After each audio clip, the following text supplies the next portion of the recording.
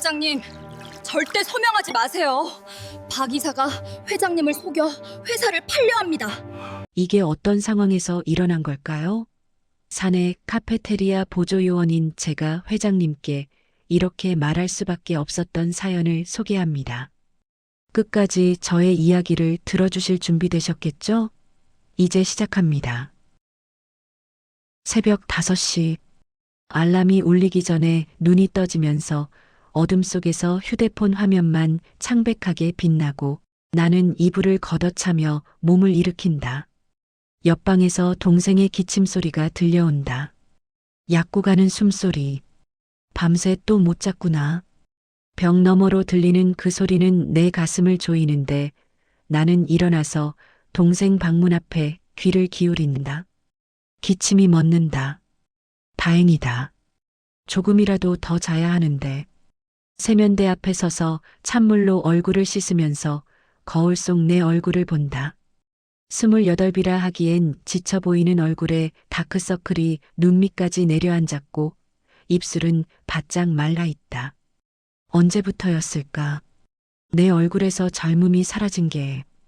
고등학교 졸업하고 바로 일을 시작했으니까 벌써 10년째다. 10년. 그 시간 동안 나는 무엇을 했나? 동생을 먹이고 입히고 병원에 데려가고 약을 사고 그게 전부였다. 하지만 오늘도 가야 한다. 혜성그룹 사내 카페테리아 보조 직원 강솔. 그게 내 이름이고 내 일이다. 이 일이 없으면 동생의 치료비를 댈 수 없고 월세를 낼 수 없고 우리는 거리로 내몰릴 것이다. 현관문을 나서며 동생 방문을 살짝 열어본다. 이불 속에서 작게 웅크린 동생의 어깨가 미세하게 떨리고 있는 게 보인다. 열이 또 오른 걸까? 나는 문을 조심스럽게 닫고 싶지만 마지막으로 한 번 더 본다. 동생의 창백한 얼굴, 마른 손. 언제쯤 이 아이가 건강해질 수 있을까? 언제쯤 나는 동생 걱정 없이 잠들 수 있을까? 계단을 내려가면서 발걸음이 무겁다.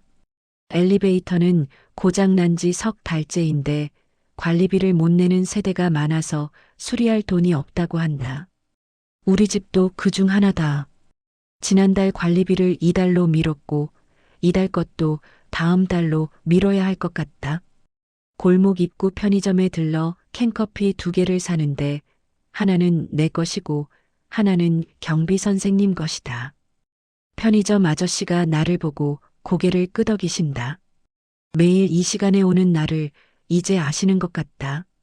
천천히 걸으며 캔을 손바닥으로 감싸면서 2월의 새벽 공기가 칼날처럼 차갑다고 느낀다.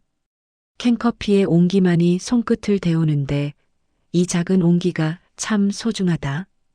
겨울이 오면 어떡하지? 동생 겨울옷을 아직 못 샀는데. 혜성그룹 본사 건물 앞에 도착하니 6시 10분이다.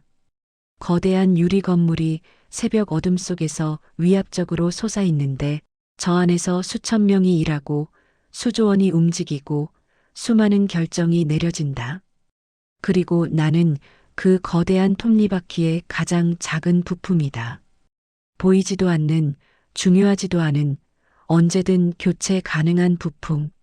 직원 출입구 옆 경비실에 불이 켜져 있고 유리창 너머로 경비 선생님이 책상에 엎드려 주무시는 게 보인다. 김 선생님, 60대 후반. 아들이 사업 실패해서 빚을 떠안고 손자 학비를 대느라 이 나이에 야간 경비를 서신다고 들었다. 나보다 더 힘든 사람. 나는 경비실 문을 조용히 열고 캔커피 하나를 책상 위에 놓으면서 주머니에서 메모지를 꺼내 한 줄을 적는다. 선생님, 고생 많으세요. 따뜻하게 드세요. 강솔 올림. 메모를 캔 옆에 놓고 나오는데 경비 선생님이 살짝 몸을 움직이신다. 나는 숨을 죽이고 문을 닫는다. 선생님이 깨시면 미안해 하실 테니까. 이 작은 친절이 내 하루를 시작하는 유일한 위로다. 누군가에게 따뜻함을 줄 수 있다는 것. 그것만으로도 오늘 하루를 살아갈 이유가 생긴다. 지하 1층 직원 탈의실로 내려가 유니폼으로 갈아입는다. 남색 앞치마에 흰 셔츠. 거울 앞에서 머리를 단정하게 묶고 이름표를 다는데 이름표가 삐뚤어져 있다. 바로잡으면서 생각한다. 강솔. 이 이름표가 내가 이곳에 존재한다는 유일한 증명이다. 이 이름표가 없으면 나는 누구인가? 그저 지나가는 사람. 아무도 기억하지 않는 얼굴. 카페테리아로 들어서니 주방장님이 먼저 와 계시면서 고개를 들어 나를 보시더니 짧게 인사하신다. 또 일찍 왔네. 네. 준비할 게 많아서요. 소라, 너 매일 이렇게 일찍 와서 몸 괜찮겠어? 괜찮아요. 익숙해요. 주방장님은 더 이상 말씀하지 않으시고 칼질을 시작하신다. 딱딱딱. 칼이 도마를 두드리는 소리가 새벽 카페테리아에 울린다. 나는 앞치마 끈을 고쳐 매고 식재료 정리를 시작하면서 양파 껍질을 벗기고 감자를 씻고 당근을 썬다. 손끝이 차갑고 뻣뻣하지만 익숙한 리듬이 몸을 움직이는데 이 일을 3년째 하고 있으니 이제 눈 감고도 할 수 있다. 7시가 되자 직원들이 하나둘 출근하기 시작하면서 카페테리아 문이 열리고 첫 손님이 들어온다. 젊은 남자 직원. 정장 차림에 세련된 헤어스타일. 내 또래인 것 같은데 그는 명품 시계를 차고 있고 구두는 반짝반짝 빛난다. 우리는 같은 건물에서 일하지만 다른 세계에 산다. 커피 한 잔이랑 샌드위치 하나요. 네. 커피는 뜨겁게 드릴까요? 네, 뜨겁게요. 나는 미소를 지으며 주문을 받는다. 항상 미소. 손님에게는 항상 미소. 그게 규칙이다. 설령 어젯밤 동생이 아파서 한숨도 못 잤어도 월세 걱정에 잠을 설쳤어도 미소를 지어야 한다. 주문을 처리하고 다음 손님을 맞고 또 다음 손님을 맞으면서 시간은 빠르게 흐르고 내 손은 쉬지 않는다. 커피를 내리고 샌드위치를 포장하고 접시를 닫고 테이블을 정리하면서 7시부터 9시까지는 아침 러시아어다. 수백 명의 직원이 카페테리아를 거쳐가고 나는 로봇처럼 움직인다. 점심시간이 되면 카페테리아는 인파로 넘치면서 주문이 밀려오고 주방은 전쟁터가 된다. 나는 땀을 닦을 틈도 없이 움직이면서 접시를 나르고 음식을 서빙하고 쟁반을 치운다. 손님들의 얼굴도 제대로 보지 못한다. 그저 주문을 받고 음식을 주고 돈을 받고 다음 손님을 맞는다. 오후 3시 손님이 뜸해지면 나는 잠깐 쉴 수 있어서 구석 의자에 앉아 물 한 잔을 마신다. 손목이 저리고 발바닥이 욱신거리는데 아침부터 지금까지 8시간 동안 거의 서 있었다. 하지만 이건 아무것도 아니다. 저녁에 또 대리운전이 있고 밤에는 편의점 알바가 기다린다. 하루에 16시간 일하고 6시간 자고 2시간은 이동하고 밥 먹는 시간. 이게 내 삶이다. 휴대폰을 꺼내 동생에게 문자를 보낸다. 약 먹었어? 밥은? 답장은 금방 온다. 응. 누나 힘들지? 미안해. 나는 답장을 보내지 않는다. 미안하다는 말을 들을 때마다 가슴이 아프기 때문이다. 동생은 아무 잘못도 없는데 왜 미안해해야 하는가? 아픈 건 동생 잘못이 아니다. 가난한 건 우리 잘못이 아니다. 부모님이 일찍 돌아가신 것도 우리 잘못이 아니다. 그런데 왜 우리는 항상 미안해하며 살아야 하는가? 오후 4시 주방장님이 나를 부르신다. 소라, 오늘 회장실 옆 VIP 대기실 식사 준비 좀 해줘. 박 회장님이 밤새 회의하신대. 네, 알겠습니다. VIP 대기실. 나는 그곳에 몇 번 가본 적이 있는데 넓고 호화로운 공간에 가죽 소파와 대리석 테이블, 벽에 걸린 그림들이 있는 곳이다. 그림 한 점이 내가 평생 벌 돈보다 비쌀 것 같았다. 내가 평생 살아도 가질 수 없는 세계. 음식을 준비해 트레이에 담으면서 정성껏 배치한다. 샌드위치, 과일, 그리고 커피. 나는 트레이를 들고 엘리베이터를 탄다. 7층, 회장실이 있는 층이다. 엘리베이터가 올라가는 동안 거울에 비친 내 모습을 본다. 피곤한 얼굴, 값싼 유니폼, 낡은 신발. 나는 이 건물에 어울리지 않는다. 복도는 조용하고 카펫은 부드러워서 내 발소리조차 들리지 않는다. VIP 대기실 문 앞에 서서 노크를 하는데 대답이 없다. 나는 조심스럽게 문을 연다. 그리고 그분을 본다. 박태석 회장. 소파에 쓰러진 채 주무시고 계시는데 정장 차림 그대로이고 넥타이도 풀지 않은 채다. 70대 중반. 해성그룹 창업주. 재계 서열 10위 안에 드는 거물. 그런 분이 지금 소파에서 불편하게 주무시고 계신다. 책상 위에는 식은 커피와 약봉지가 놓여 있는데 혈압약 같다. 나는 숨을 죽이고 안으로 들어가서 트레이를 조용히 테이블에 놓고 식은 커피잔을 치운다. 회장님의 얼굴을 보니 주름이 깊게 파여 있고 눈가에는 피로가 역력하다. 이 거대한 그룹을 이끄는 사람도 결국 한 사람의 노인일 뿐이다. 외로워 보인다. 이상하게도 그런 생각이 든다. 돈도 많고 권력도 있는데 왜 외로워 보일까? 나는 가방에서 보온병을 꺼낸다. 오늘 아침 집에서 끓여온 캐모마일 차. 원래는 내가 마시려고 가져온 거였는데 지금 이 순간 회장님께 더 필요해 보인다. 잠을 잘 자시라고. 조금이라도 편안하시라고. 컵에 따뜻한 차를 따르고 메모지를 꺼내 한 줄을 적는다. 회장님, 새벽 공기가 차갑습니다. 따뜻한 차 드시고 오늘 하루도 힘내세요. 카페테리아 강솔 올림. 메모를 컵 옆에 놓고 나는 조용히 방을 나서려는데 문을 닫으며 뒤를 돌아보니 회장님은 여전히 주무시고 계신다. 아니, 그렇게 보인다. 사실 박태석 회장은 깨어 있었다. 눈을 감은 채로 나의 모든 행동을 느끼고 있었던 것이다.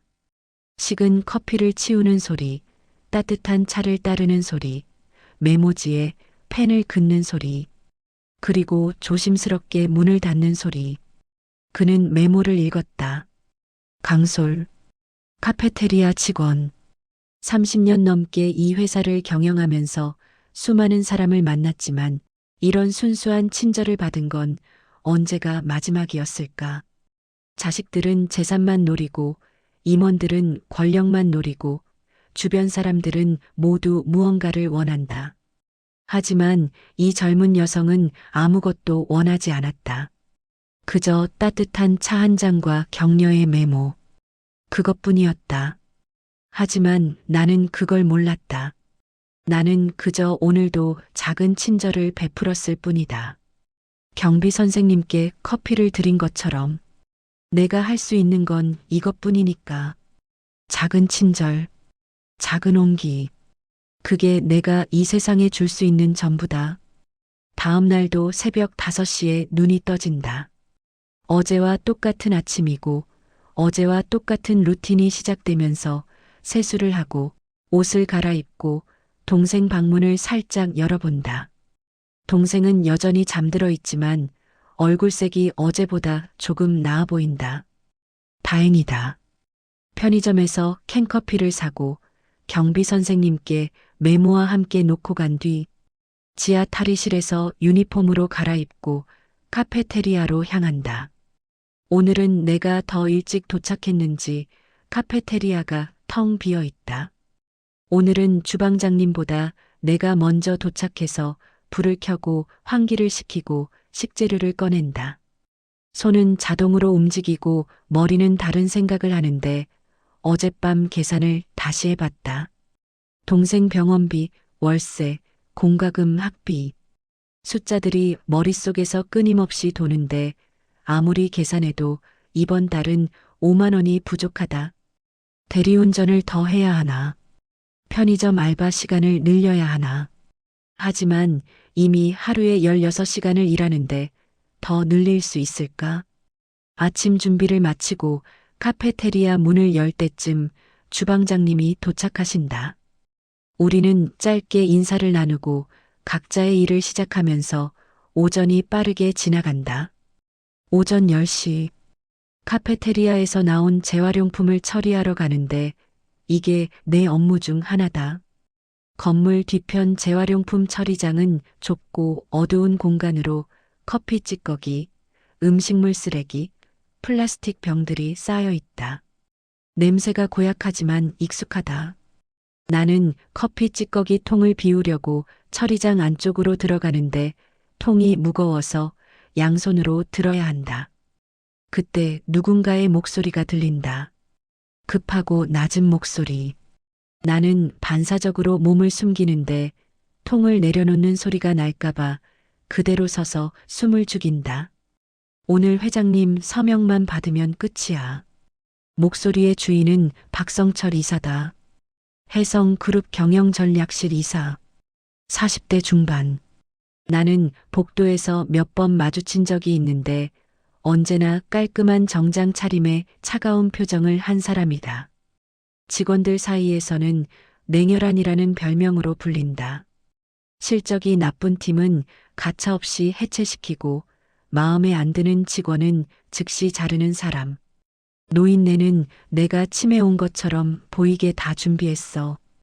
회사를 팔아넘겨야 딸 학비를 대지. 내 심장이 쿵 하고 내려앉는다. 회사를 팔아넘긴다고? 해성그룹을? 박 회장님을 속여서?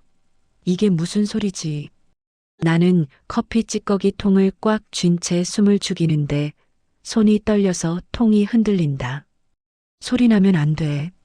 절대 안 돼.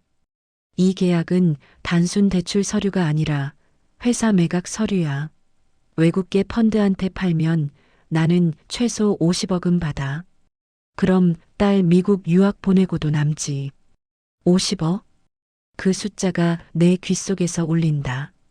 나는 평생 일해도 벌지 못할 돈. 아니, 100번을 살아도 벌지 못할 돈. 그 돈을 위해 회사를 팔아넘긴다고? 수천 명의 직원이 일하는 이 회사를. 나 같은 사람들의 밥줄을. 걱정 마. 회장 비서실도 다 매수했어. 오늘 서명만 받으면 내일부터는 새 주인이 들어오는 거야. 회장은 요양원으로 보내면 돼. 치매 환자라고 하면 아무도 의심 안 해. 통화가 끝나는 소리가 들리면서 박 이사의 발소리가 가까워진다. 나는 더 깊숙이 몸을 숨기는데 재활용 박스 뒤 쓰레기 더미 옆이라 냄새가 역하지만 움직일 수가 없다. 발소리가 점점 가까워지고 내 심장은 귀가 먹먹할 정도로 뛰는데 박 이사에게 들리는 건 아닐까? 박 이사가 처리장 입구에 서더니 손에 들고 있던 휴대폰을 3개 바닥에 내리친다. 흔적은 남기면 안 돼. 휴대폰 화면이 갈라지는 소리가 들리는데 유리가 깨지는 날카로운 소리다. 박 이사는 깨진 휴대폰을 처리장 구석에 던지고 사라지면서 복도로 나가는 발소리가 점점 멀어진다. 구두 소리, 딱딱딱. 그 소리가 완전히 사라질 때까지 나는 움직이지 않는다. 한참을 그대로 있다가 천천히 일어나 박 이사가 버린 휴대폰을 찾는데 다리가 후들거리고 심장이 터질 것 같다. 구석에 처박힌 깨진 휴대폰을 발견했는데 화면은 거미줄처럼 금이 가 있지만 전원은 켜진다. 화면에 불이 들어온다. 하지만 비밀번호 화면이 뜬다. 4자리 숫자. 나는 아무것도 할 수 없고 그저 이 휴대폰 안에 증거가 있을 거라는 확신만 있을 뿐이다. 통화 녹음, 문자 메시지, 이메일, 뭔가 있을 것이다. 어떻게 해야 하지? 회장님께 말씀드려야 하나? 하지만 나는 그저 카페테리아 보조 직원이다. 3년 동안 이 회사에서 일했지만 회장님과 직접 이야기해 본 적은 단 한 번도 없다. 어제 VIP 대기실에서 차를 놓고 온 게 가장 가까이 다가간 것이다. 내 말을 믿어주실까? 카페테리아 직원의 말을. 오히려 나를 미친 사람으로 생각하지 않을까? 아니면 박 이사 편에 선 사람들이 나를 모함하는 거라고 생각하지 않을까? 나는 휴대폰을 주머니에 넣고 처리장을 나서면서 카페테리아로 돌아오는 길 내내 머릿속이 복잡하다. 회사를 팔아넘기려는 음모, 박 회장님을 속이려는 계획, 치매 환자로 만들어서 요양원에 보낸다고. 나는 어떻게 해야 하나? 오후 내내 일을 하면서도 머릿속은 그 생각뿐인데 손님에게 커피를 주면서도 테이블을 닦으면서도 주방을 정리하면서도 계속 생각한다. 휴대폰은 주머니 속에서 무겁게 느껴지는데 마치 돌덩이를 넣고 다니는 것 같다. 이걸 어디에 숨겨야 할까? 집에 가져가면 위험할 것 같고 박 이사가 휴대폰이 사라진 걸 알면 나를 의심할 수도 있다. CCTV가 있을까? 재활용품 처리장에도 CCTV가 있을까? 퇴근 시간이 다가오면서 나는 카페테리아를 정리하면서 고민하는데 그러다 문득 눈에 들어오는 게 있다. 카페테리아 구석에 쌓인 커피 원두 포대들. 낡고 냄새나는 아무도 열어보지 않는 포대들. 원두를 보충할 때만 여는데 한 포대를 다 쓰는데 한 달 정도 걸린다. 나는 주변을 살핀다. 주방장님은 이미 퇴근하셨고 다른 직원들도 정리를 마치고 나가고 있다. 지금이다. 나는 조용히 원두 포대 하나를 여는데 가장 안쪽에 있는 포대를 선택한다. 커피 원두 냄새가 확 풍기는데 쓴 냄새와 고소한 냄새가 섞여 있다. 깨진 휴대폰을 꺼내 비닐봉지로 여러 겹 싸서 원두 포대 깊숙한 곳에 밀어 넣는다. 원두 알갱이들 사이로 휴대폰이 사라지고 나는 포대 입구를 단단히 묶어서 다른 포대들 사이에 섞어 놓는다. 완벽하다. 이제 아무도 찾을 수 없을 것이다. 탈의실에서 옷을 갈아입고 건물을 나서는데 밤 공기가 차갑다. 나는 지하철역으로 걸어가면서 생각한다. 내일 서명식이 있다고 했다. 그때까지 내가 뭘 할 수 있을까? 어떻게 회장님께 알려드릴 수 있을까? 집에 도착하니 동생이 거실에 앉아 있다.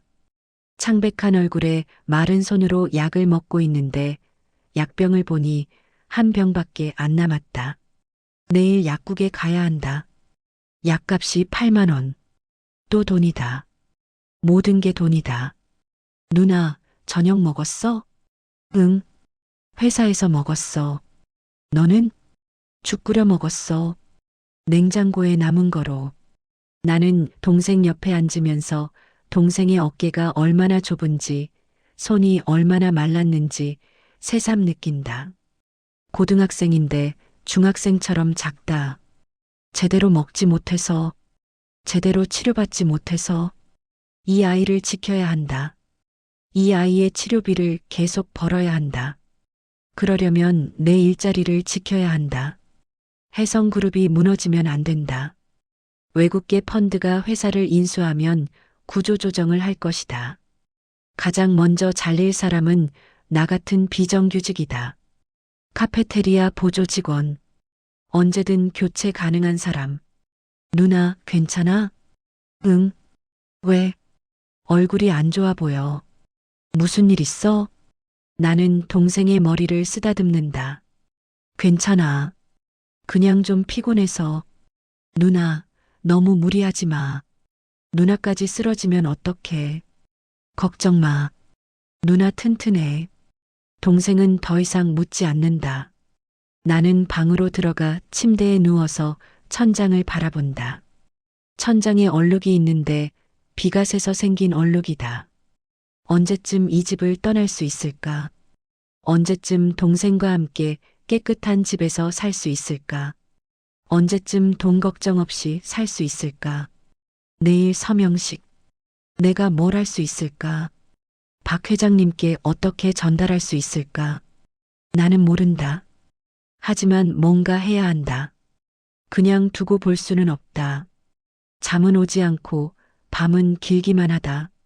서명식 당일 아침. 나는 평소보다 1시간 일찍 출근하는데 새벽 4시라 거리는 텅 비어 있고 가로등만 외롭게 빛난다. 차가운 바람이 얼굴을 때리는데 겨울이 오고 있다. 혜성그룹 건물에 도착하니 경비 선생님만 계신다. 나는 캔커피를 드리고 안으로 들어가면서 카페테리아로 가는 길 내내 머릿속으로 수없이 시뮬레이션을 돌린다. 어떻게 회장님께 말씀드릴까? 서명식장에는 수많은 사람이 있을 것이다. 임원들, 기자들, 주주들. 내가 어떻게 회장님께 접근할 수 있을까? 그리고 무엇보다 중요한 건 회장님이 내 말을 믿어주실까? 카페테리아에 도착해 불을 켠다. 오늘은 서명식 관련 케이터링 준비가 있어서 다과와 음료를 준비해서 대강당으로 옮겨야 한다. 이게 기회다. 서빙을 하면서 회장님께 다가갈 수 있다. 주방장님이 오시고 다른 직원들도 하나둘 모이면서 우리는 준비에 들어간다. 샌드위치를 만들고 과일을 썰고 커피를 대량으로 준비하는데 평소보다 양이 2배는 많다. 300명 분량. 오늘 서명식에 참석하는 사람들 수다. 오전 10시. 나는 대강당으로 음식을 옮기기 시작하기 위해 커피포트와 컵이 담긴 쟁반을 든다. 무겁고 뜨거워서 조심스럽게 복도를 걷는데 손이 떨린다. 긴장 때문인지 무게 때문인지 모르겠다. 대강당 문이 열려 있고 안은 이미 사람들로 가득하다. 무대 위에는 큰 테이블이 놓여 있고 양쪽에 혜성그룹과 외국계 펀드 로고가 보인다. 글로벌 파트너스 펀드, 미국계 사모펀드, 수천억 규모 전략적 제휴 서명식이라고 현수막에 적혀 있는데 하지만 나는 안다. 이건 제휴가 아니라 배신이다. 회사를 팔아넘기는 음모다. 나는 무대 옆 다과 테이블에 쟁반을 놓는데 손이 떨린다. 커피 포트가 흔들리고 컵들이 달그락거리면서 옆에 있던 직원이 나를 본다. 소라, 괜찮아? 얼굴이 안 좋아 보이는데. 응, 괜찮아. 그냥 좀 긴장돼서. 긴장? 이런 행사 처음도 아니잖아. 그냥 좀 그래. 괜찮아. 나는 심호흡을 하고 정신을 가다듬는다. 진정해. 진정하라고. 떨면 안 돼. 회장님께 말씀드려야 한다. 무대 위로 박태석 회장님이 오르신다. 정장 차림의 단정한 모습이지만 얼굴에는 피로가 역력하다. 어제보다 더 지쳐 보이시는데 밤새 회의를 하셨을까? 박성철 이사도 옆에 서 있는데 그의 얼굴에는 미소가 번진다. 승리를 확신하는 미소. 냉소적이고 오만한 미소. 사회자가 마이크를 잡는다. 지금부터 혜성그룹과 글로벌 파트너스 펀드 간의 역사적인 전략적 제휴 서명식을 시작하겠습니다. 이번 제휴로 혜성그룹은 글로벌 시장 진출의 발판을 마련하게 되며 박수 소리가 울리고 카메라 플래시가 터진다. 나는 무대 옆에서 이 모든 걸 지켜보면서 생각한다. 어떻게 해야 하지? 지금 뛰어나가서 소리쳐야 하나? 회장님, 속지 마세요. 이건 함정입니다. 하지만 아무도 내 말을 믿지 않을 것이다. 오히려 나를 미친 사람으로 생각하고 끌어낼 것이다. 그때 주방장님이 나를 부르신다. 소라, 회장님 테이블에 커피 좀 가져다 드려. 심장이 쿵 내려앉는다. 기회다. 이게 유일한 기회다.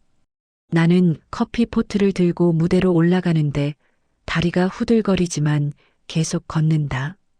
무대 계단을 오른다. 수백 명의 시선이 나를 향한다. 아니, 나를 보는 게 아니라 그냥 스쳐 지나간다. 나는 투명 인간이다. 박 회장님 테이블 앞에 도착해 조심스럽게 커피를 따른다. 회장님이 나를 본다. 우리 눈이 마주친다. 회장님의 눈에 무언가가 스친다. 인식? 어제 VIP 대기실에서 차를 놓고 간 사람. 이때다. 지금 말씀드려야 한다. 하지만 그 순간 카메라 플래시가 또 한 번 터지면서 밝은 빛이 눈을 찌르고 나는 반사적으로 눈을 감는다. 발이 꼬이고 몸이 앞으로 쏠린다. 커피 포트가 기울어진다. 뜨거운 커피가 박 회장님의 정장 바지에 쏟아진다. 아, 주변이 순간 조용해지면서 모든 사람의 시선이 나에게 쏠린다. 진짜로 나를 본다. 500명의 눈이 나를 본다. 나는 무릎을 꿇고 냅킨을 꺼내 회장님 옷을 닦기 시작한다. 죄송합니다, 회장님. 정말 죄송합니다. 손이 떨리고 냅킨이 옷에 닿는다. 회장님의 얼굴을 올려다보니 회장님은 미간을 찌푸리고 계신다. 화가 나신 걸까? 당연하다. 중요한 행사에서 커피를 쏟았으니 이때다. 지금밖에 없다. 이 순간을 놓치면 끝이다. 나는 회장님 귀에 바짝 다가가 속삭인다. 최대한 작은 목소리로. 회장님, 절대 서명하지 마세요. 박 이사가 회장님을 속여 회사를 팔려 합니다. 통화 녹음 파일이 있습니다. 제발 믿어주세요. 회장님의 눈이 커지면서 나를 뚫어지게 쳐다보신다. 믿으시는 걸까? 아니면 미쳤다고 생각하시는 걸까? 나는 다시 한번 속삭인다. 회장님, 치매 진단서도 조작입니다. 회사 매각 서류입니다. 제발. 주변에서 경호원들이 다가오고 박 이사가 날카로운 목소리로 말한다. 저 직원 당장 내보내. 도대체 뭐 하는 거야? 하지만 박 회장님이 손을 드시면서 경호원들을 멈춘다. 잠깐. 내가 어지럽다. 잠시 쉬어야겠네. 회장님은 일어서서 무대를 내려가시면서 사회자가 당황한 목소리로 말한다. 잠시 휴식 시간을 갖도록 하겠습니다. 10분 후에 다시 시작하겠습니다. 나는 무대 위에 그대로 무릎 꿇은 채 있는데 경호원이 나를 일으켜 세운다. 나가. 죄송합니다. 정말 죄송합니다. 나는 비틀거리며 대강당을 나서는데 복도에서 주방장님이 화난 얼굴로 기다리고 계신다. 너 뭐 한 거야? 회장님한테 뭐라고 한 거야? 다 봤어. 귀에 대고 뭐라고 한 거야? 죄송합니다. 실수했어요. 그냥 사과한 거예요. 사과? 귀에 대고 거짓말하지 마. 정말이에요. 죄송합니다. 당장 사무실로 가. 이따 인사팀에서 연락 올 거야. 나는 고개를 숙이고 카페테리아로 돌아가면서 손이 떨리고 다리에 힘이 풀리는 걸 느낀다. 의자에 주저앉는다. 나는 뭘 한 거지? 회장님이 내 말을 믿으실까? 아니면 나를 미친 사람으로 생각하실까? 회사를 쫓겨날까? 일자리를 잃을까? 하지만 다른 방법이 없었다. 이게 유일한 기회였다. 나는 최선을 다했다. 1시간쯤 지났을까? 인사팀에서 전화가 온다. 심장이 멈출 것 같다. 강솔 씨, 지금 당장 인사팀으로 올라오세요. 네, 알겠습니다. 나는 엘리베이터를 타고 2층으로 올라가서 인사팀 사무실 문을 열고 들어가는데 박성철 이사가 서 있다. 그의 얼굴은 차갑고 눈빛은 날카롭다. 나를 보는 눈빛이 마치 벌레를 보는 것 같다. 강솔 씨 앉으세요. 나는 의자에 앉는다. 박 이사가 내 앞에 선다. VIP 대기실에서 현금이 사라졌습니다. 200만 원. 어제 당신이 청소를 했죠? 네, 하지만 저는 아무것도. 당신 사물함 검사하겠습니다. 네, 저는 훔친 적 없습니다. 그럼 검사받는데 문제 없겠네요. 하지만 박 이사는 이미 경비원을 불렀고 그들은 내 사물함을 뒤진다. 물론 아무것도 나오지 않는다. 유니폼, 신발, 가방. 그게 전부다. 가방도 봅시다. 내 가방도 뒤지면서 지갑, 휴대폰, 손수건, 립밤을 꺼낸다. 평범한 물건들 뿐이다. 당연하다. 나는 도둑이 아니니까. 박 이사가 차갑게 말한다. 증거는 없지만 도둑을 의심받는 자와는 일할 수 없습니다. 해고입니다. 네, 해고요? 저는 아무것도 안 했어요. 증거도 없잖아요. 의심받는 것만으로도 충분합니다. 이 회사의 신뢰를 손상시켰습니다. 하지만 나가세요.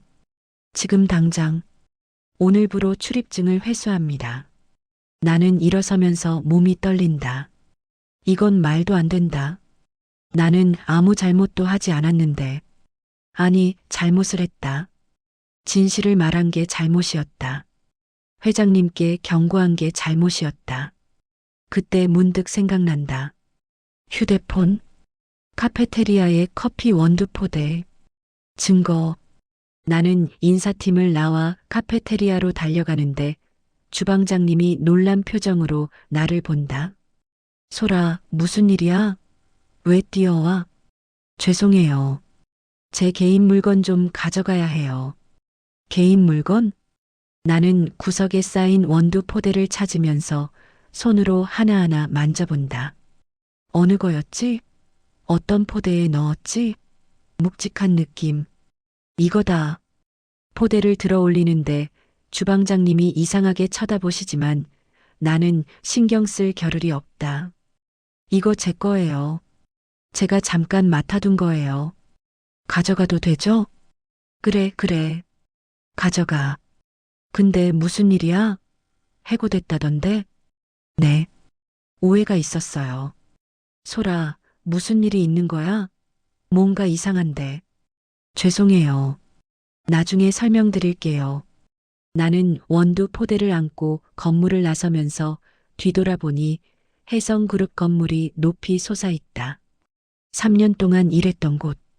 매일 새벽 5시에 출근했던 곳. 이제 나는 더 이상 저곳의 직원이 아니다. 하지만 증거는 내 손에 있다. 이 무거운 원두 포대 안에. 집으로 돌아오는 길, 머리가 복잡하다. 해고됐다. 일자리를 잃었다. 동생 치료비는 어떻게 하지? 월세는? 생활비는?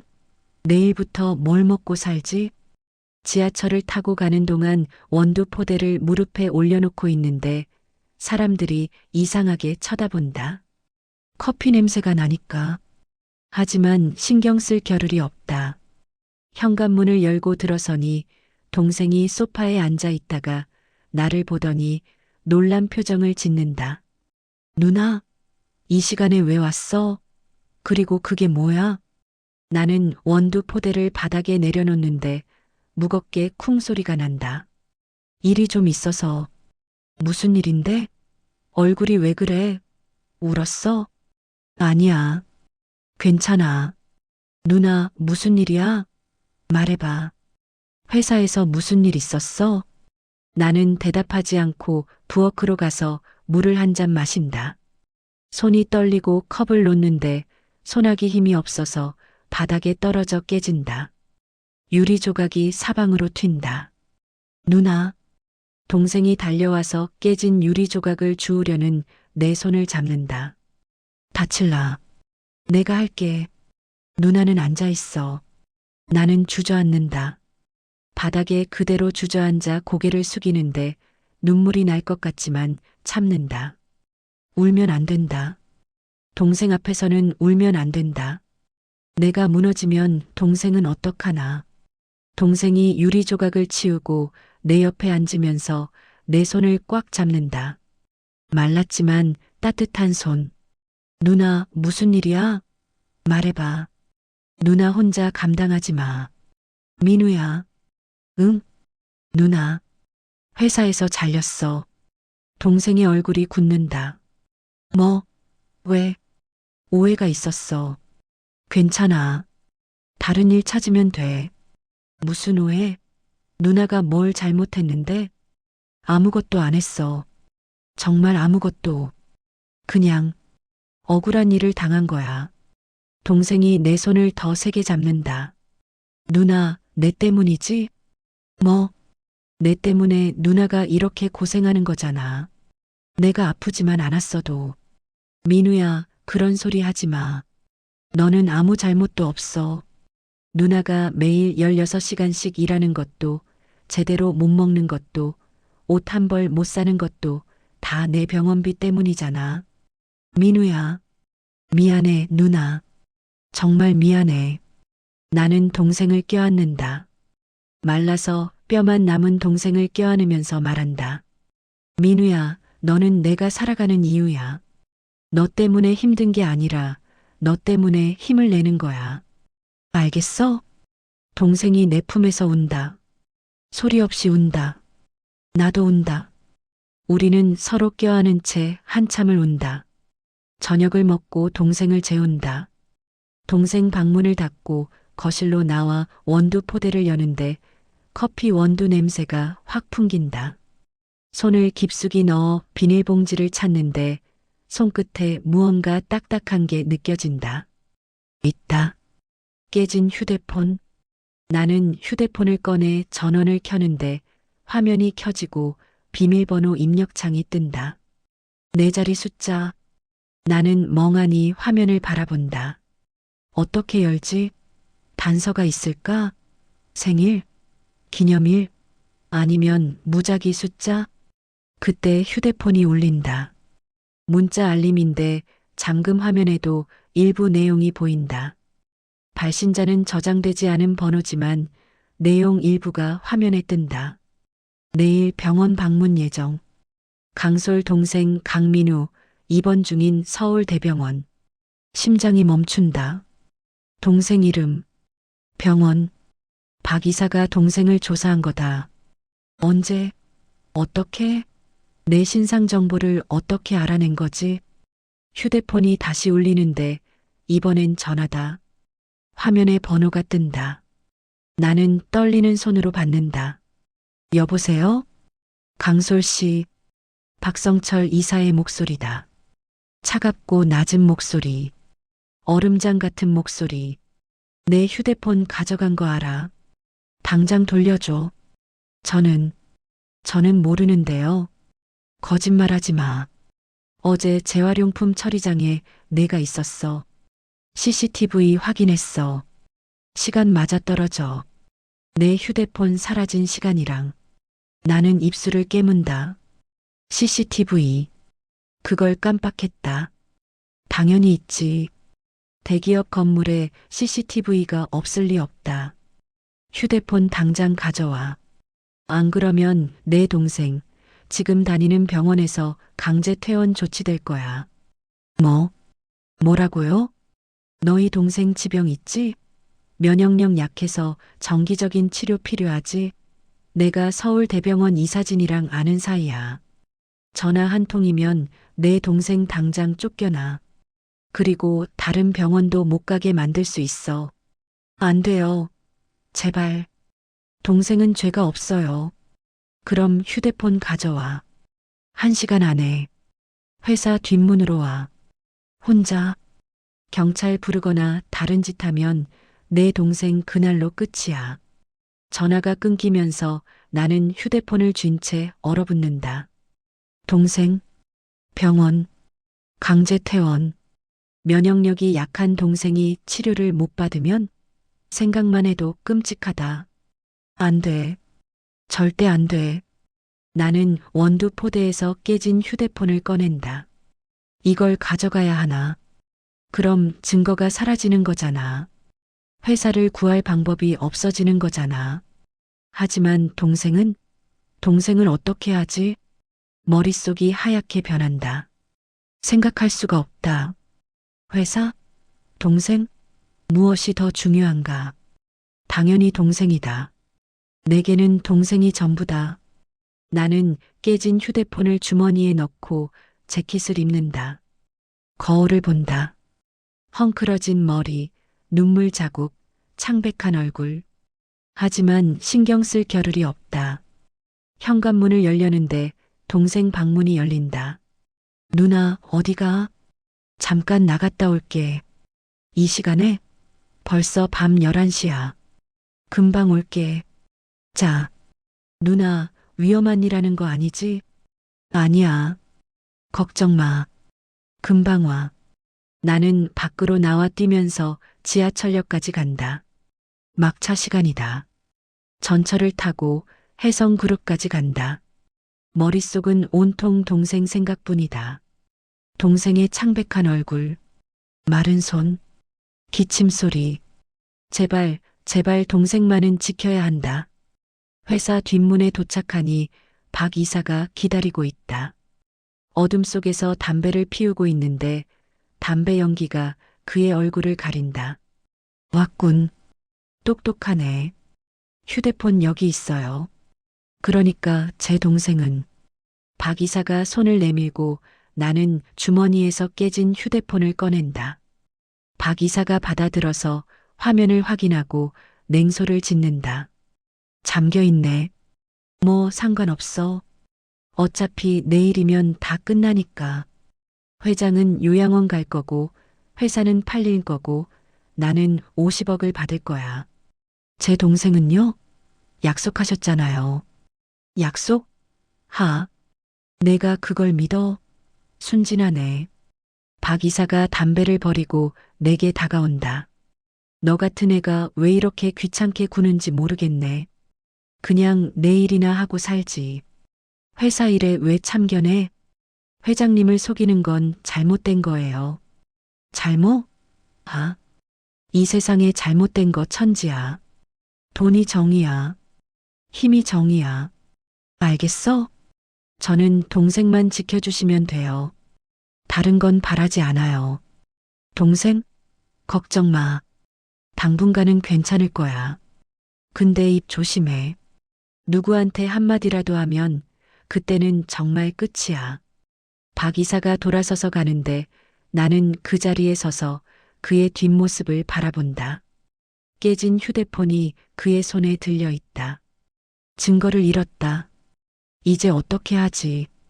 회장님께 뭐라고 말씀드리지? 아무 증거도 없는데. 그때 갑자기 헤드라이트가 켜지면서 검은 세단 한 대가 나타나고 그 뒤에 앰뷸런스도 보인다. 차 문이 열리고 누군가 내린다. 박태석 회장님이다. 박 회장님이 내게 다가오시면서 경호원들이 주변을 둘러싼다. 박 이사가 뒤돌아보는데 얼굴이 하얗게 질린다. 회장님? 박 이사, 오랜만이군. 나는 그 자리에 얼어붙는다. 어떻게 된 거지? 회장님이 왜 여기에? 어떻게 하셨지? 강솔 씨, 회장님의 목소리는 부드럽다. 괜찮나? 나는 대답하지 못하고 목이 메인다. 회장님이 내 어깨에 손을 올린다. 내가 자네를 지켜준다고 하지 않았나? 남동생은 지금 우리 해성병원 VIP 병동으로 안전하게 옮겼네. 걱정 말게. 네, 동생을요? 그래. 박 이사가 병원에 압력 넣으려는 거 알고 먼저 손 썼지. 자네 동생은 이제 우리 병원에서 최고의 치료를 받을 걸세. 비용도 전액 회사에서 부담한다. 눈물이 터진다. 참으려 해도 멈출 수가 없어서 나는 고개를 숙이고 온다. 동생이 안전하다. 동생이 괜찮다. 죄송합니다. 회장님, 제가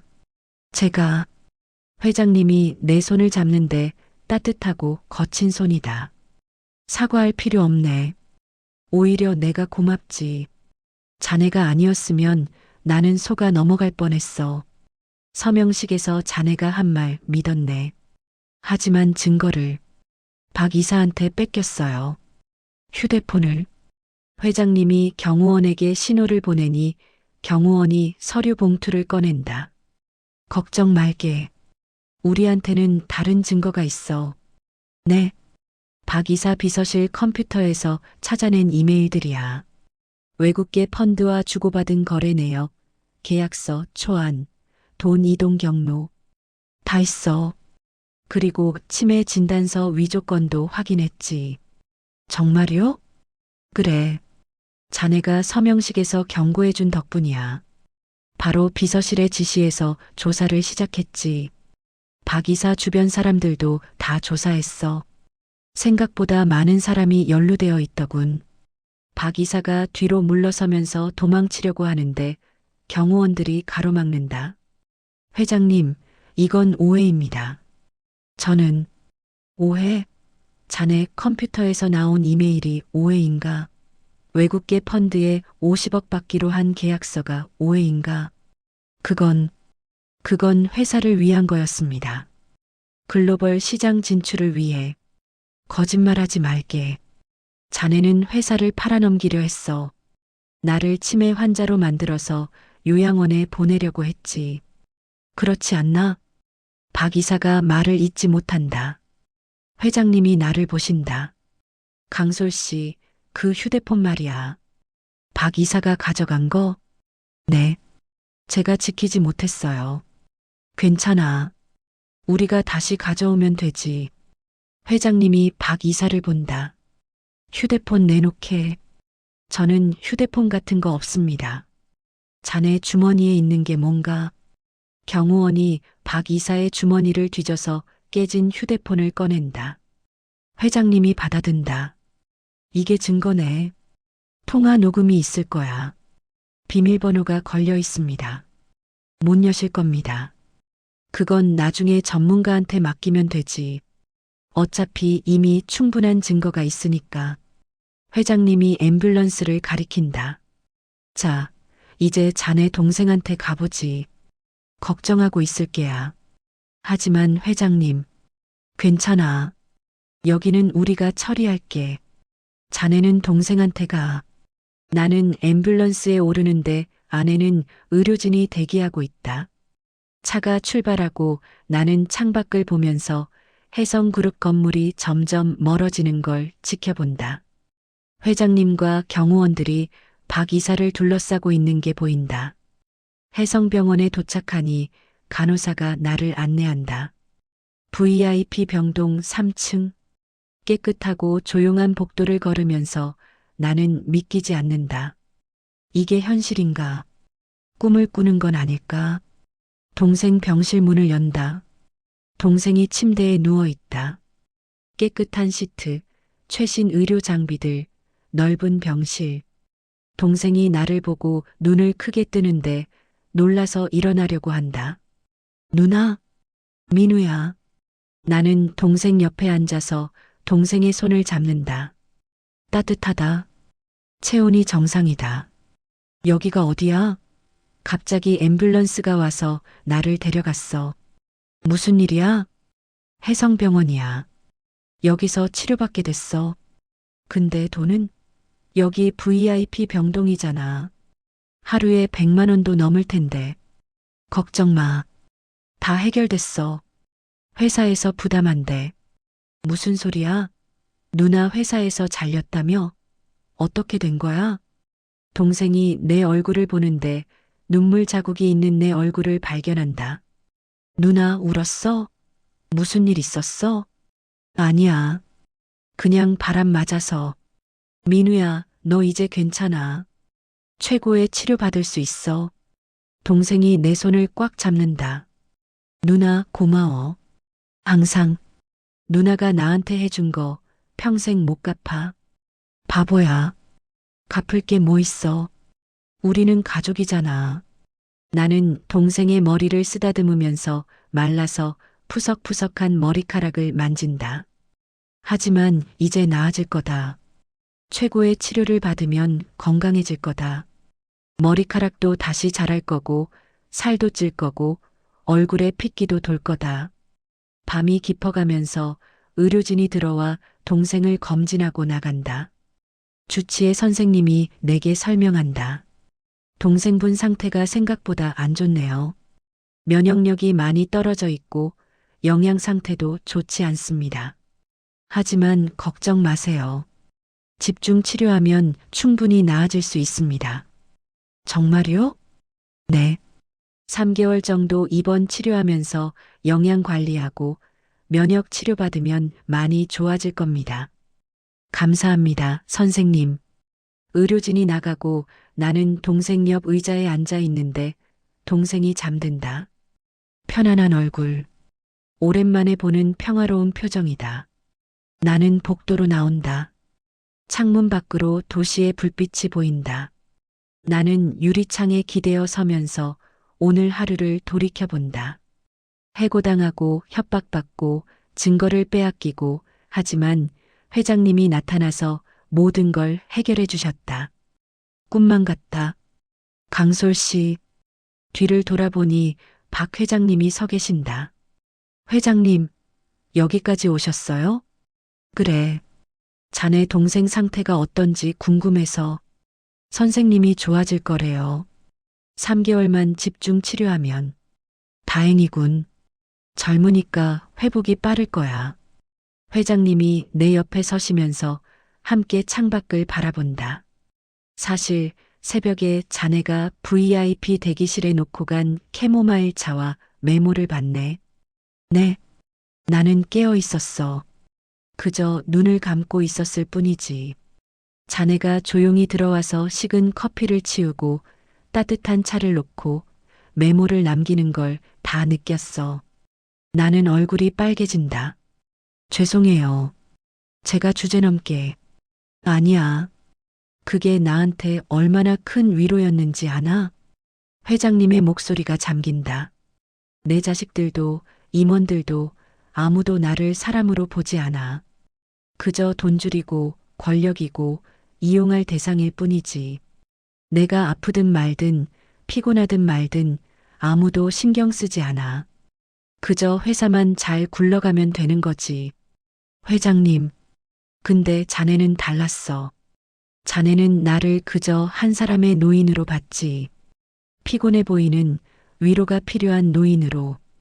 그 작은 배려가 내 마음을 움직였어. 저는 그냥 당연한 일을 했을 뿐이에요. 당연한 일?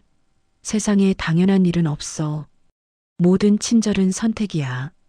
자네는 나를 도와줄 이유가 전혀 없었어. 오히려 손해만 봤지. 일자리도 잃고 협박도 당하고. 그런데도 진실을 말했어. 회장님이 내 손을 잡는다. 그래서 자네가 서명식 때 한 말을 믿었지. 다른 누가 그랬다면 무시했을 거야. 하지만 자네는 달랐어. 자네는 진심이었어. 감사합니다, 회장님. 고맙네. 자네가 나와 이 회사를 구했어. 나는 고개를 숙이면서 눈물이 또 난다. 저는 그냥 옳은 일을 하려고 했을 뿐이에요. 그게 쉬운 게 아니야. 자기 일자리를 걸고 동생을 걸고 그렇게 용기 내는 건 쉬운 게 아니지. 회장님이 창밖을 본다. 내일 주주총회가 있어. 박 이사가 나를 해임시키려고 할 거야.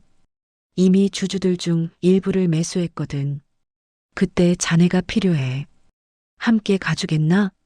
나는 회장님을 본다. 제가요? 하지만 저는 이제 직원도 아닌데요. 아니야. 자네는 이 회사의 양심이야. 자네가 증인이야. 자네가 본 것, 들은 것을 증언해줘야 해.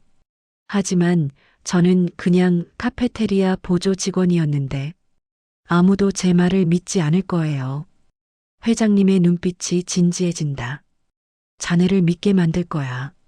내가 보증할게. 함께 싸워줄 수 있나? 나는 깊게 숨을 들이킨다.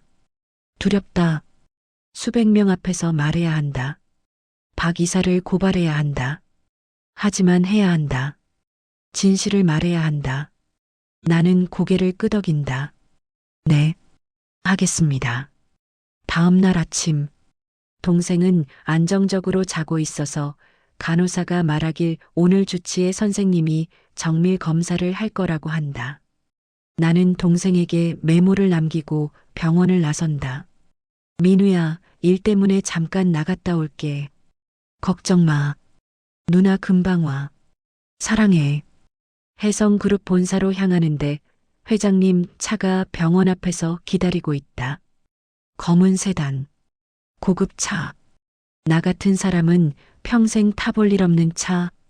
차에 오르니 회장님이 정장 차림으로 앉아 계시는데 어제보다 훨씬 단정하고 당당해 보이신다. 잘 왔네. 자네 옷 준비했어.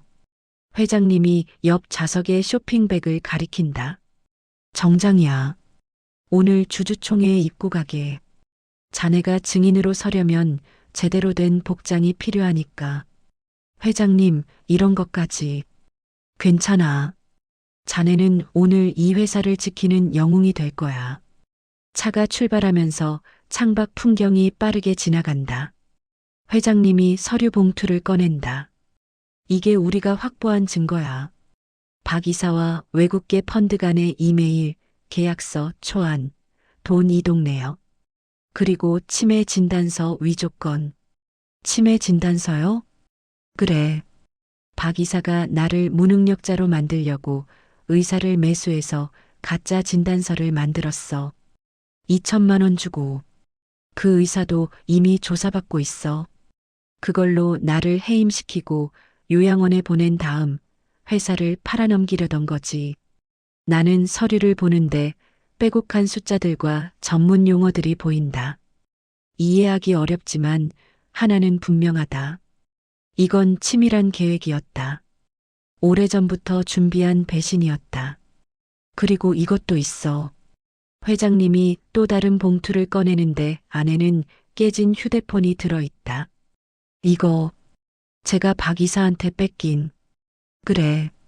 어젯밤 우리 경호팀이 회수했어. 박 이사 집무실에서 출입증을 회수당했으니까 오늘 아침까지는 못 들어올 거라고 생각한 모양이야. 비밀번호는요? 아직 못 풀었어. 전문가한테 맡겼는데 시간이 걸린대. 하지만 오늘 풀어야 해.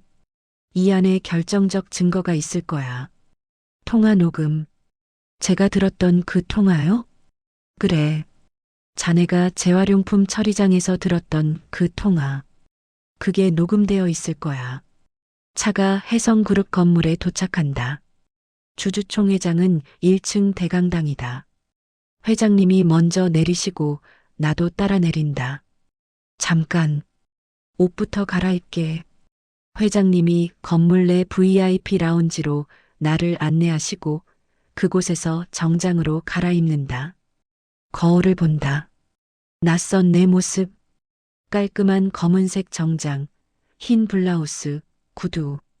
마치 다른 사람 같다. 우리는 엘리베이터를 타고 내려간다. 대강당 문 앞. 이미 수많은 사람이 모여 있다. 주주들, 임원들, 기자들. 모두 오늘의 대결을 기다리고 있는데 웅성거리는 소리가 복도까지 들린다. 회장이 치매라던데, 회사 팔린다던데, 구조조정 시작될 거야 같은 소리들.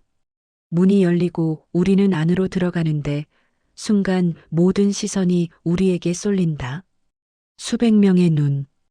회장님은 당당하게 걸으시고 나는 그 뒤를 따르는데 다리가 떨린다. 무대 위로 올라가니 박성철 이사가 이미 앉아 있다. 그가 나를 보고 눈을 가늘게 뜨는데 얼굴이 일그러진다. 나는 시선을 피하지 않고 그를 똑바로 본다. 사회자가 마이크를 잡는다. 지금부터 해성그룹 임시 주주총회를 시작하겠습니다. 오늘의 안건은 박태석 회장의 해임건입니다. 장내가 술렁인다. 해임. 창업주를 해임한다고. 믿기지 않는다는 표정들이다. 박 이사가 일어선다. 주주 여러분, 오늘 이 자리는 우리 회사의 미래를 위해 매우 중요합니다. 박태석 회장은 이미 판단력을 상실했습니다. 여기 의사 진단서가 있습니다. 그가 서류를 스크린에 띄운다. 치매 진단서, 경도 인지장애, 판단력 저하, 업무 수행 불가 같은 단어들이 보인다. 이런 상태의 회장이 회사를 이끌 수는 없습니다. 최근 몇 달간 회장의 행동을 보면 명백합니다. 중요한 회의에 늦거나 불참하고 같은 질문을 반복하고 결정을 번복합니다. 저는 회장님을 존경하지만 회사를 위해서는 어쩔 수 없습니다. 회장 해임을 제안합니다. 박수 소리가 일부에서 나오는데 박 이사 편에 선 임원들이다. 아마 매수당한 사람들일 것이다. 박 회장님이 일어선다. 잠깐, 내가 할 말이 있네. 회장님, 이미 의사소견이, 그 의사소견이 조작됐다는 걸 안다면? 장내가 술렁이면서 박 이사의 얼굴이 굳는다. 회장님이 스크린을 바꾼다. 새로운 서류가 뜨는데 이메일이다. 이건 그 의사와 박 이사 간의 이메일이야. 보게. 진단서 작성건 2천만 원 입금 확인. 내용대로 작성하겠습니다. 박 이사, 자네는 2천만 원을 주고 가짜 진단서를 만들었지. 그건 조작입니다. 누가 그런 이메일을... 조작? 그럼 이것도 조작인가? 또 다른 서류가 뜨는데 외국계 펀드와의 계약서다. 글로벌 파트너스 펀드와 박성철의 이름이 선명하게 보인다. 박 이사, 자네는 회사를 팔아넘기려 했어. 주주들 몰래 나를 속이고 그 대가로 50억을 받기로 했지. 여기 계약서에 다 나와 있네. 장내가 소란스러워지면서 주주들이 웅성거린다. 뭐야? 배신자야? 이게 무슨 소리야? 같은 소리들이 터져 나온다. 박 이사가 벌떡 일어선다. 거짓말입니다. 증거가 어디 있습니까? 이런 조작된 서류로. 증거, 여기 있네. 하지만 그보다 더 확실한 증인이 있어. 회장님이 나를 보신다. 나는 숨을 들이킨다. 이제 내 차례다. 나는 일어서면서 다리가 떨린다. 수백 명의 눈이 나를 본다. 회장님이 내게 고개를 끄덕이신다. 할 수 있어. 나는 할 수 있다. 제 이름은 강솔입니다. 카페테리아 보조 직원이었습니다. 내 목소리가 떨리지만 계속한다. 이틀 전 재활용품 처리장에서 박 이사의 통화를 우연히 들었습니다. 회장님을 속여 회사를 팔아넘기겠다는 내용이었습니다. 노인네는 치매 온 것처럼 보이게 다 준비했다. 회사를 팔아넘겨야 딸 학비를 댄다. 이 계약은 회사 매각 서류다라고 말했습니다. 허튼 소리. 박 이사가 소리친다. 하지만 나는 계속한다.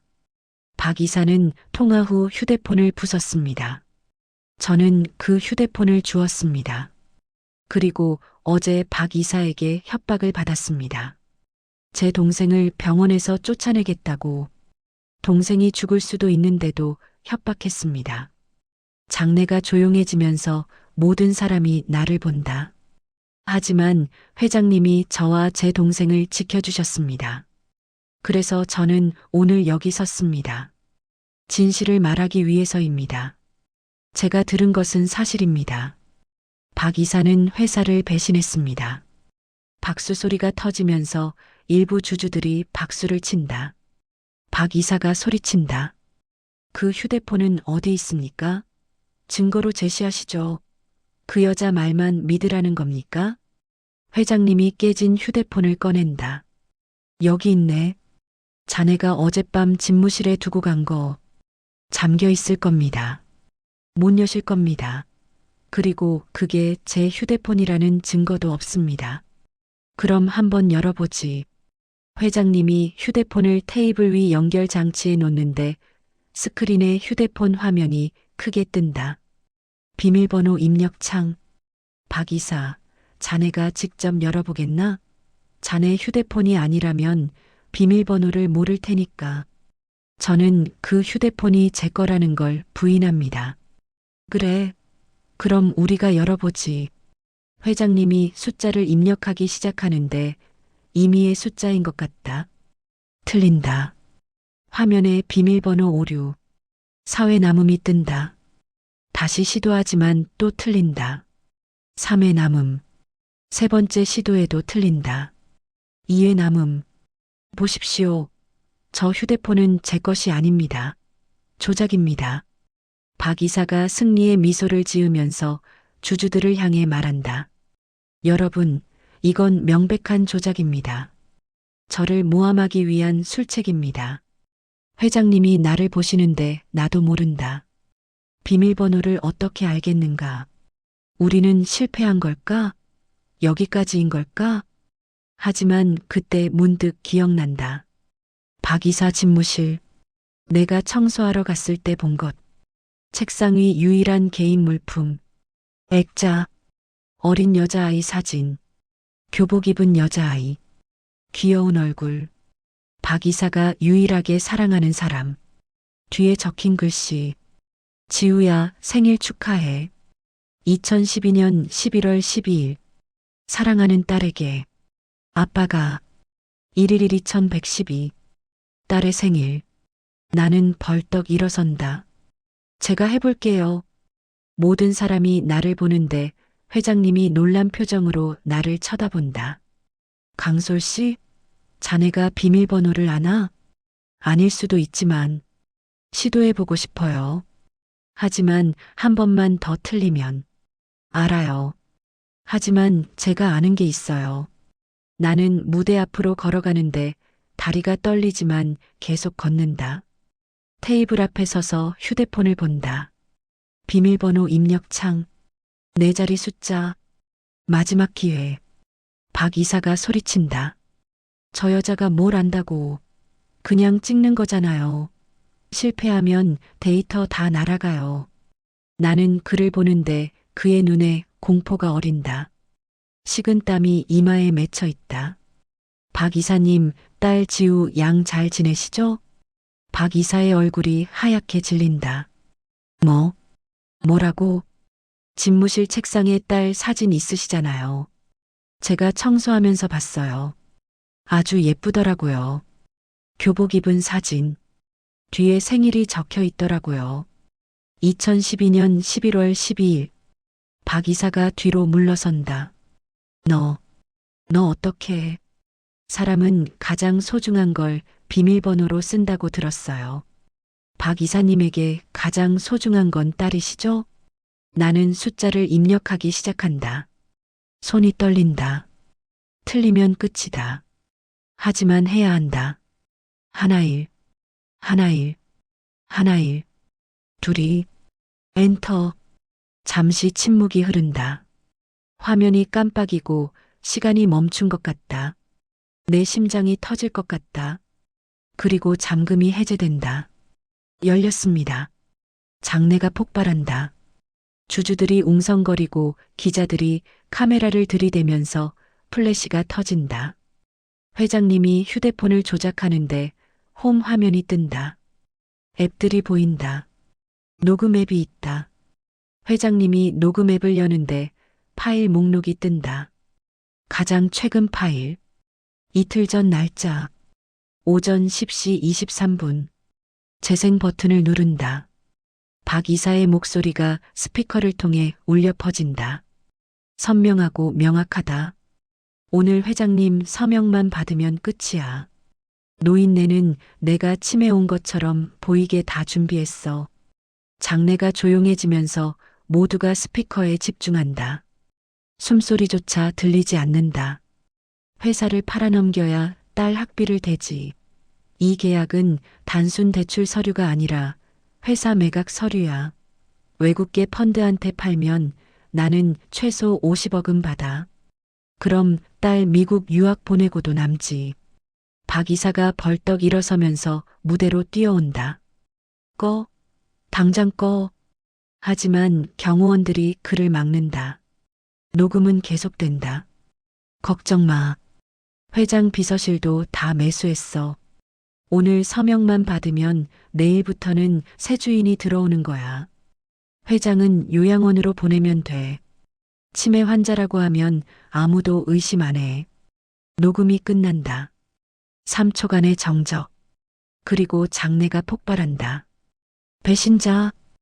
회사를 팔아넘기려 했다니. 당장 경찰에 신고해야 합니다. 해임이 아니라 구속이야. 주주들이 소리치고 기자들이 카메라를 들이대면서 박 이사를 에워싼다. 박 이사가 비틀거리는데 그의 얼굴은 창백하고 손은 떨린다. 저는 딸을 위해서, 저는 경호원들이 다가와서 박 이사를 양쪽에서 잡는다.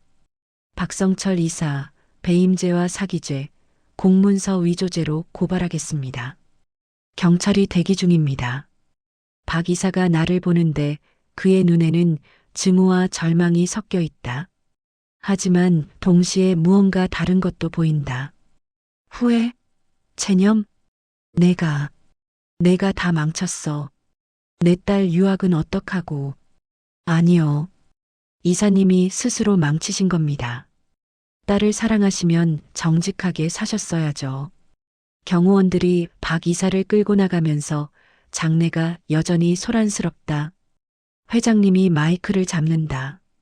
주주 여러분, 오늘 여러분은 진실을 목격했습니다. 박 이사의 배신과 한 젊은 여성의 용기를. 저는 치매가 아닙니다. 제 정신은 멀쩡합니다. 다만 믿었던 사람에게 배신당할 뻔했을 뿐입니다.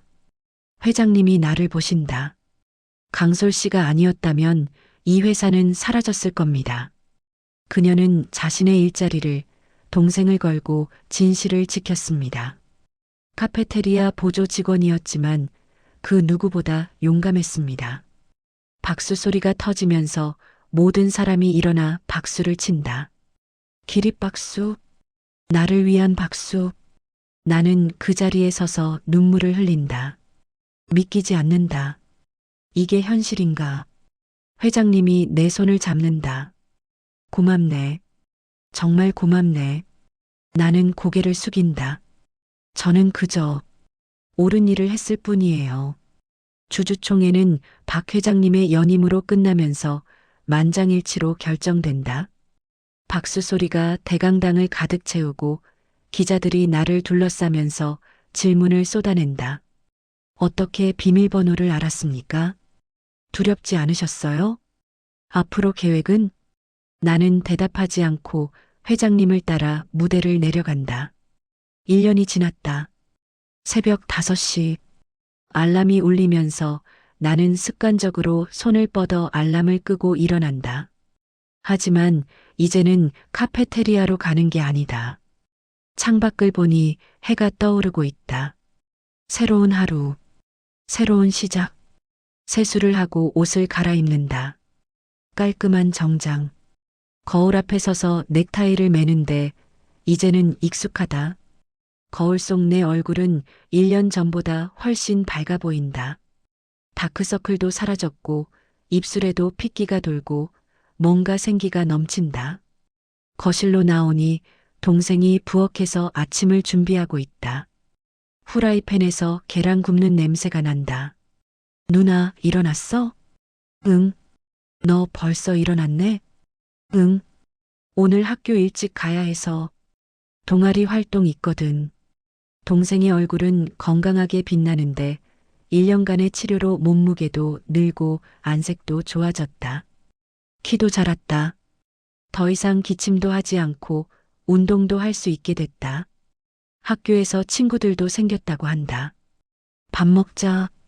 오늘 누나 좋아하는 거 만들었어. 우리는 함께 아침을 먹으면서 따뜻한 국과 반찬들을 나눈다. 동생이 만든 음식인데 정말 맛있다. 맛있다. 너 정말 요리 실력 늘었다. 진짜? 다행이다. 요리 연습 많이 했거든. 유튜브 보면서 너 요리사 해도 되겠다. 나는 의사 될 거야. 아픈 사람들 치료해주는. 그래. 너라면 할 수 있어. 동생이 환하게 웃는다. 누나 덕분에 여기까지 왔어. 누나 아니었으면 나 벌써 죽었을 거야. 무슨 소리야? 너는 강하니까 살아남은 거야. 아니야. 누나가 포기하지 않았으니까 내가 살아남은 거야. 고마워, 누나. 나는 동생의 머리를 쓰다듬는다. 이제는 머리카락도 풍성하고 윤기가 난다. 너 덕분에 누나도 살았어. 너를 지키기 위해 열심히 살았으니까. 아침을 먹고 집을 나서서 지하철을 타고 혜성그룹 본사로 향한다. 하지만 이제는 지하 카페테리아가 아니라 5층 복지재단 사무실로 간다. 1년 전과는 완전히 다른 삶이다. 엘리베이터에서 내려 복도를 걸으니 문에 붙은 명패가 보인다. 혜성복지재단 사회복지팀 주임 강솔. 사무실 문을 열고 들어가면서 동료들이 인사한다. 솔 주임님, 좋은 아침이에요. 네, 좋은 아침입니다. 다들 주말 잘 보냈어요? 네. 주임님은요? 저도 잘 보냈어요. 내 책상에 앉아서 컴퓨터를 켜고 이메일을 확인한다. 오늘은 저소득층 아동 지원 프로그램 회의가 있는데 내가 기획한 프로그램이다. 아이들에게 무료 급식과 방과 후 수업을 제공하는 프로그램. 지금 200명의 아이들이 혜택을 받고 있다. 내년에는 500명으로 확대할 예정이다. 점심시간. 나는 1층 로비로 내려가서 카페테리아에서 점심을 사러 가는 길이다. 1년이 지났지만 아직도 이곳이 익숙하다. 그때 누군가 물건을 엎지르는 소리가 들린다. 돌아보니 카페테리아 보조 아주머니가 쟁반을 떨어뜨리면서 음식과 그릇이 바닥에 흩어진다. 나는 망설임 없이 다가간다. 괜찮으세요? 아이고, 미안해요. 손이 미끄러져서. 제가 도와드릴게요. 나는 무릎을 꿇고 그릇을 줍는데 익숙한 동작이다. 1년 전 내가 매일 하던 일. 이 동작, 이 냄새, 이 느낌. 모든 게 그대로다. 아가씨, 고마워요. 근데 정장 더러워지는데. 괜찮아요. 저도 1년 전까지는 여기에서 일했어요. 제가 더 익숙하죠. 아주머니가 놀란 표정으로 나를 본다. 그래요? 그런데 지금은 저 위층에서 일하시나 봐요? 네. 복지재단에서 일해요. 하지만 이 일을 잊은 적은 없어요. 여기가 제 시작이었으니까. 그릇을 다 주워 담고 일어서면서 아주머니가 고맙다고 거듭 인사하신다. 나는 미소 짓고 카페테리아로 들어간다. 주방장님이 계신다. 나를 보시더니 반갑게 웃으신다. 소라, 오랜만이다. 오늘 점심 뭐 먹을래? 주방장님, 잘 지내셨어요? 그럼, 너는 잘 지내고 복지재단에서 일한다며? 대단하더라. 과찬이세요. 주방장님이 가르쳐 주신 거 많아요. 성실하게 일하는 법, 사람들을 대하는 법. 아이고, 내가 뭘 가르쳤다고. 다 내가 잘한 거지. 주방장님이 내 어깨를 두드리신다. 잘 됐다. 내가 인정받는 거 보니 내가 다 기쁘더라. 카페테리아 직원이었지만 넌 항상 특별했어. 감사합니다, 주방장님. 점심을 사서 복지재단 사무실로 돌아와서 오후 회의를 준비하고 서류를 정리한다. 회의가 시작되고 나는 프로젝트를 발표한다. 다음 분기 계획, 예산, 기대 효과. 동료들이 박수를 치고 팀장님이 칭찬하신다. 강주임, 정말 잘했어요. 이 프로젝트 덕분에 많은 아이들이 도움받고 있어요. 감사합니다. 모두의 도움 덕분입니다. 오후 5시, 비서실에서 연락이 온다. 강솔 주임님, 회장님께서 찾으십니다. 지금요? 네.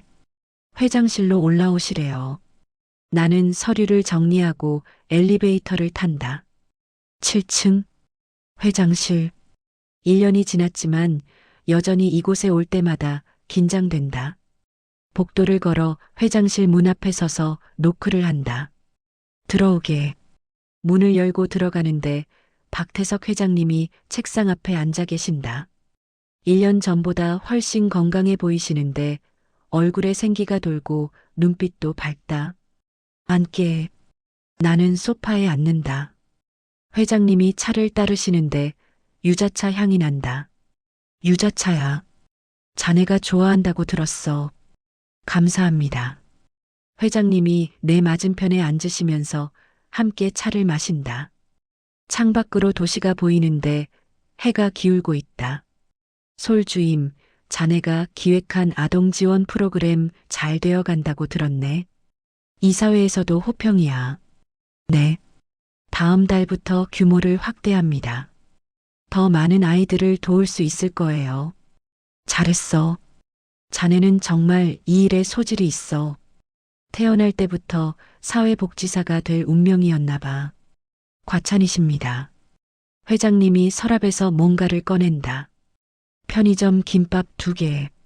이거 기억하나? 나는 웃는다. 제가 자주 사 먹던 거네요. 참치 김밥이랑 치즈 김밥. 그래. 오늘 일부러 편의점에 들러서 샀네. 나는 이상하게 이 편의점 김밥이 호텔 뷔페보다 맛있더군. 솔직하고 진실한 맛이 나. 회장님이 김밥을 반으로 나눠 하나를 내게 준다. 함께 먹지. 1년 전에도 이렇게 먹고 싶었는데 그땐 기회가 없었지. 우리는 함께 김밥을 먹으면서 창밖으로 석양이 진다. 따스한 햇살이 회장실을 채우는데 오렌지색 빛이 아름답다. 솔주임. 네, 회장님. 내게 손녀가 있었다면 딱 자네 같았을 게다. 나는 회장님을 보는데 회장님의 눈에 따뜻함이 어린다. 피는 안 섞였지만 마음으로는 진짜 가족이야. 자네 덕분에 늙은 내 마음도 회사도 살았네. 자네가 그날 VIP 대기실에 놓고 간 캐모마일 차, 그 작은 친절이 모든 걸 바꿨어. 나는 눈물이 날 것 같지만 참는다. 회장님이야말로 저와 제 동생을 살려주셨어요. 회장님 덕분에 동생이 건강해지고 제가 공부도 마치고 이렇게 좋은 일도 할 수 있게 됐어요. 회장님이 아니었으면 저는 여전히 하루 16시간 일하면서 근근히 살았을 거예요. 아니야. 그건 다 자네가 노력한 결과지. 나는 그저 기회를 준 것뿐이야. 그 기회를 잡은 건 자네 실력이었어. 회장님이 내 손을 잡는데 거칠지만 따뜻한 손이다. 할아버지 손 같다. 고맙네. 정말 고맙네. 자네가 내 인생의 마지막을 의미 있게 만들어줬어. 나는 회장님의 손을 꽉 잡는다. 저야말로 감사합니다. 회장님은 제게 아버지 같은 분이에요.